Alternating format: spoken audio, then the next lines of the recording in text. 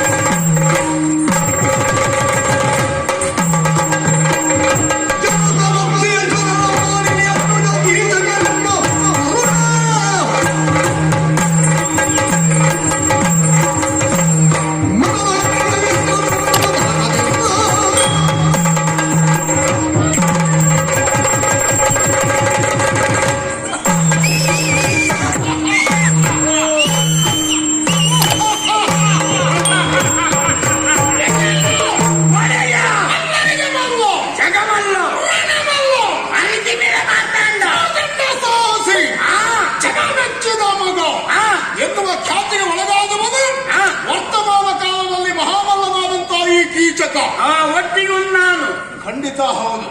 ವಿಜಯ, ಇಂತಹ ನೆಗಳತೆಗೆ ನಾನು ಪಾತ್ರನಾಗುವುದಕ್ಕೆ ಕಾರಣ ಏನು? ಕಳೆದ ಕೆಲವು ದಿವಸಗಳ ಹಿಂದೆ ನಾವು ಕೈಗೊಂಡಿರುವಂತಹ ಧರೆಯ ದಿಗ್ವಿಜಯ ಮಲೆತು ನಿಂತ ಮಂಡನಾದಿ ಪರಮಂಡೆ ಅವರ ಮೇಲೆ ಕಪ್ಪ ಕಾಣಿಕೆಗಳನ್ನು ತಂದಿದ್ದೇವೆ. ತಂದಿರುವ ಅಪಾರ ಪ್ರಮಾಣದ ಕಪ್ಪ ಕಾಣಿಕೆಗಳನ್ನು ಅಕ್ಕ ಸುದೇಶ್ನಾದೇವಿಯ ಭಂಡಾರಕ್ಕೆ ಒಪ್ಪಿಸಿದ್ದೇವೆ. ಒಳ್ಳೆ ಕೆಲಸ ನೀವು ಮಾಡಿದ್ದೀರಿ. ಅದೇ ಅಕ್ಕನ ಬೊಕ್ಕಸ ತುಂಬಿಸಿದ್ದೀರಿ. ಅಕ್ಕನಿಗಾಗಿ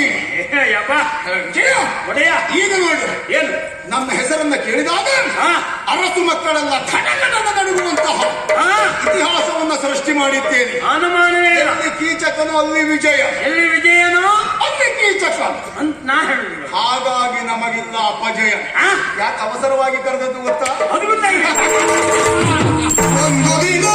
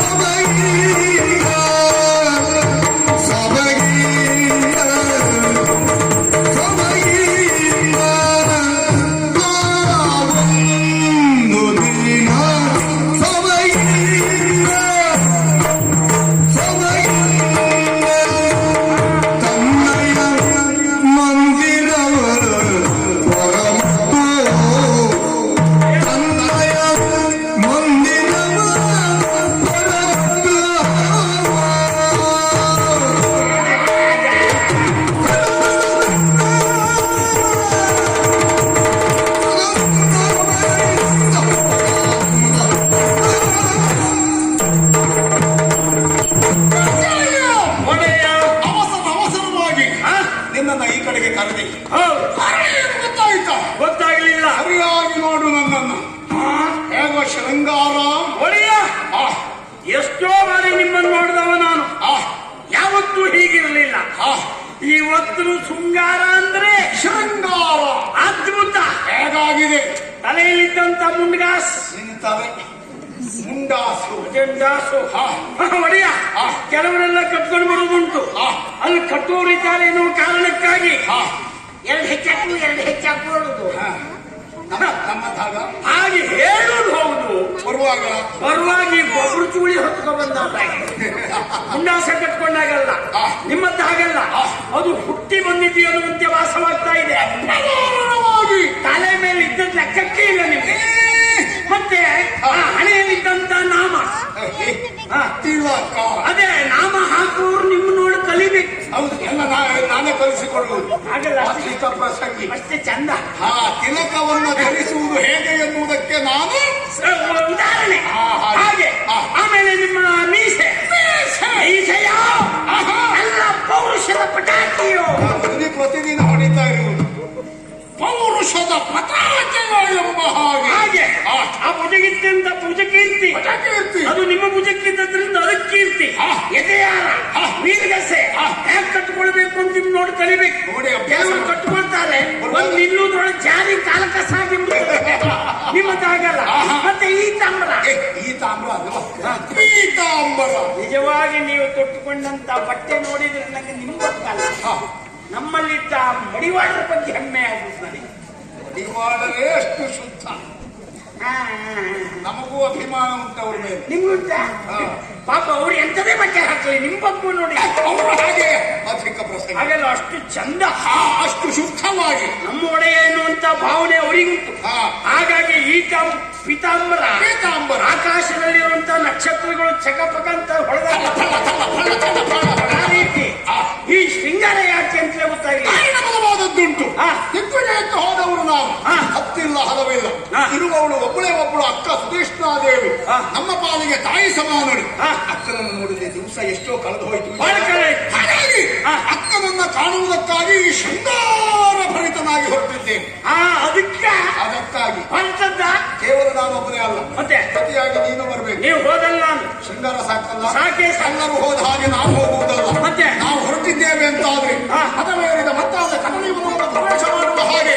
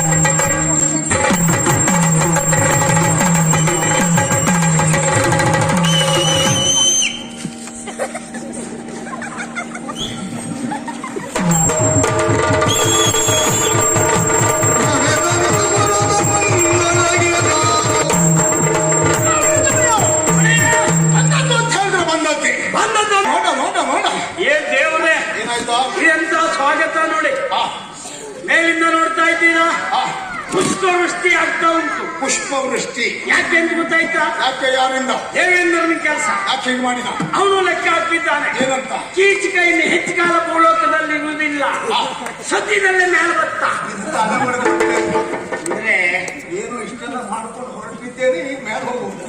ಹಾಗೆಲ್ಲ ಒಳ್ಳೆಯ ಅವನು ಲೆಕ್ಕ ಹಾಕಿದ್ದ. ನಿಮ್ಮ ಬೆಳವಣಿಗೆ ನೋಡಿ ಇನ್ನು ಹೆಚ್ಚು ಕಾಲ ಇಲ್ಲ. ಅಂದರೆ ಭೂಲೋಕದಲ್ಲಿ ಕಾರ್ಯ ಎಲ್ಲ ಮುಗಿಸಿ ದೇವಲೋಕಕ್ಕೂ ಆಕ್ರಮಣ ಮಾಡ್ತಾನೆ. ದಿಗ್ವಿಜಯಾರ್ಥಿಯಾಗಿ ದೇವಪಟ್ಟಣದಲ್ಲಿ ಕೂತ ನನ್ನ ಕೈ ಹಿಡಿದು ಎಳೆದು ಬಿಸಾಡಿ ಕೂತ್ಕೊಳ್ಳೋ ಯೋಗ್ಯತೆ ಇರುವುದು ಕೀಚಕನಿಗೆ. ಆ ರಗಳೆ ಬೇಡ ಅಂತ ಪುಷ್ಪವೃಷ್ಟಿ ಮಾಡ್ತಾ ಇದ್ದ. ಅದಲ್ಲ, ದೇವೇಂದ್ರನನ್ನು ಪ್ರಸನ್ನೀಕರಿಸಿಕೊಳ್ಳುವುದಕ್ಕೆ ಈ ರೀತಿ ಪುಷ್ಪವೃಷ್ಟಿ ಮಾಡಿದ ಕಾರ್ಯ ಅಲ್ಲವೇ ಅಲ್ಲ. ನೋಡಿದೇನು? ರಾಜಬೀದಿಯಲ್ಲಿ ರಾಜಗಾಂಭೀರ್ಯದಿಂದ ನಾವು ಬರ್ತಾ ಇದ್ದೇವೆ. ಅಕ್ಕ ಪಕ್ಕದಲ್ಲಿ ಉಪ್ಪರಿಗೆಯ ಮನೆ, ಆ ಉಪ್ಪರಿಗೆಯ ಮಾಳಿಗೆಯ ಮನೆಯ ಮೇಲೆ ನಿಂತು ನಮ್ಮನ್ನೇ ಚಪ್ಪರಿಸಿ ನೋಡುವ ಪ್ರಾಯ ಸಮರ್ಥ ಹೆಣ್ಣು ಮಕ್ಕಳು. ಮಾಳಿಗೆ ಮನೆ ಹೆಣ್ಣುಮಕ್ಕಳು. ಆ ಹೆಣ್ಣು ಮಕ್ಕಳೆಲ್ಲ ನಮ್ಮ ಗಮನವನ್ನು ಸೆಳೆಯುವುದಕ್ಕಾಗಿ ಪುಷ್ಪವೃಷ್ಟಿ ಮಾಡ್ತಾ ಇದ್ದಾರೆ. ಈಗ ಅವರು ನಿಮ್ಮನ್ನು ನೋಡ್ತಾ ಇದ್ದದ್ದು ಯಾಕೆ? ಈ ಕೀಚಕನಿಗಿನ್ನು ಮದುವೆ ಆಗಲಿಲ್ಲ ಎನ್ನುವುದು ಹೆಣ್ಣು ಮಕ್ಕಳಿಗೆ ಗೊತ್ತಾಗಿದೆ. ಅಂದ್ರೆ ವಿಜಯನಿಗೂ ಲಗ್ನ ಆಗಲಿಲ್ಲ ಅಂತಲೂ ಗೊತ್ತಾಗಿರ್ಬೋದು. ಈ ವಿಜಯ ನೋಡ ಸಾವಿರ ಸಾವಿರ ಕಣ್ಣುಗಳು ನನ್ನನ್ನೇ ನೋಡ್ತಾ ಇದ್ದಾವೆ. ಒಂದು 100-200 ಕಣ್ಣು ನನ್ನನ್ನೂ ನೋಡ್ತಾ ಅವರೆಲ್ಲ ನಮ್ಮನ್ನು ನೋಡ್ಲಿ, ನಾವೆಲ್ಲ ಅವ್ರು ನೋಡ್ದಲ್ಲೆಲ್ಲ ನೋಡ್ತಾ ನಿಂತವರ. ನಿಮ್ಮ ಅಭ್ಯಾಸ ಅದು ಅಲ್ವೇ ಅಲ್ಲ. ಅಲ್ಲವೇ ಅಲ್ಲ. ನನ್ನದು ಹಾಗಲ್ಲ. ಎಲ್ಲಿ ನೋಡ್ಬೇಕು ಅಲ್ಲೇ ನೋಡ್ತೇನೆ. ಅಲ್ಲೇ ಆಗ್ತದ ಯಾ ಇಲ್ವಾ ನೋಡ್ಕೊಂಡೇ ಬರುವುದು ನಾವು. ಹಾಗಾದ್ರೆ ಈಗ ನೋಡ್ಬೇಕಾದದ್ದು ಅಕ್ಕನನ್ನು.